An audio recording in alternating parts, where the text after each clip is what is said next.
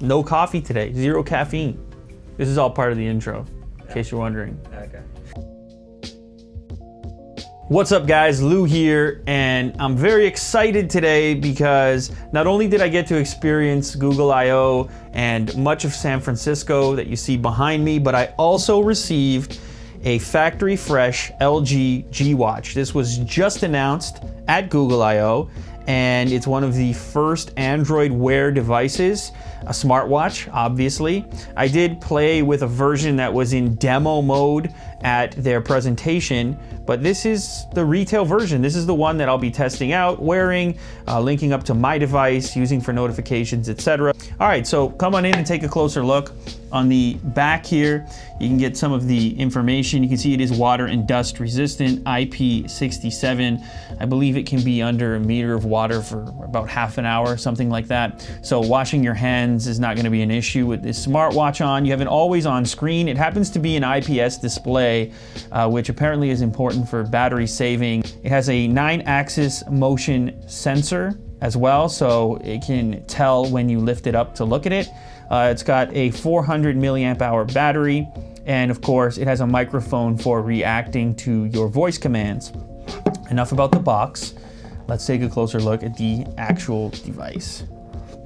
So there you have it, the LG G Watch. So we'll pull the watch out first. It has a black band installed. It does also come in a white version. Now I'm a big fan of the charger that the LG G Watch ships with. It's a lot less of a headache than the Galaxy Gear charger that I used previously, or really any charger that I've seen with a smartwatch. This one is dead simple. You just place the watch on top of this little platform and magnets hold it together.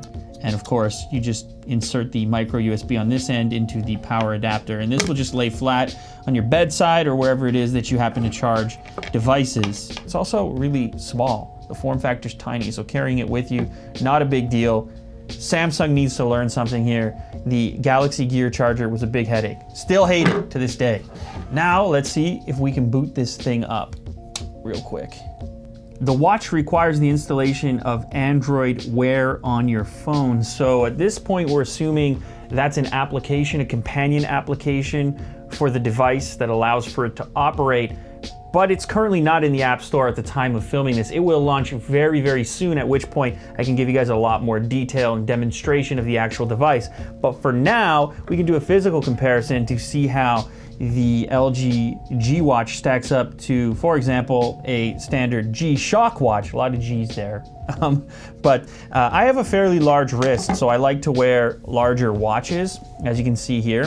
So this one, on the other hand, and most smartwatches are kind of made to be unisex, and so they're not really huge, which some people will appreciate, but you can tell it's not as big as my G-Shock watch, but it's also not dainty. It doesn't look like a girly watch or something like that.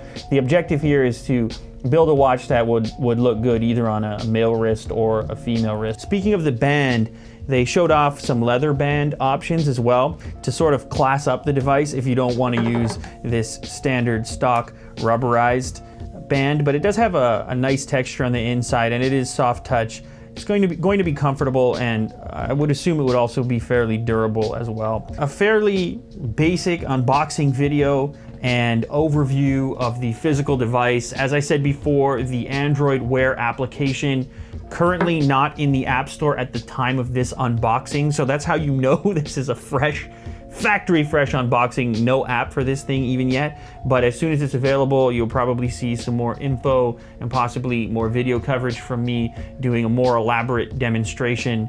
Probably going to check out the Samsung device as well as the Moto 360, which are at the Moscone Center right now. So anyways, there you have it. If you guys enjoyed this video, please make sure to leave a thumbs up down below. Leave a comment if you have any questions. If you're not a subscriber, go ahead and click that subscribe button. Thanks as always for watching, and I'll catch you on the next episode very soon. Thanks to cameraman Marquez in the back. Give him a thumbs up. Later, guys.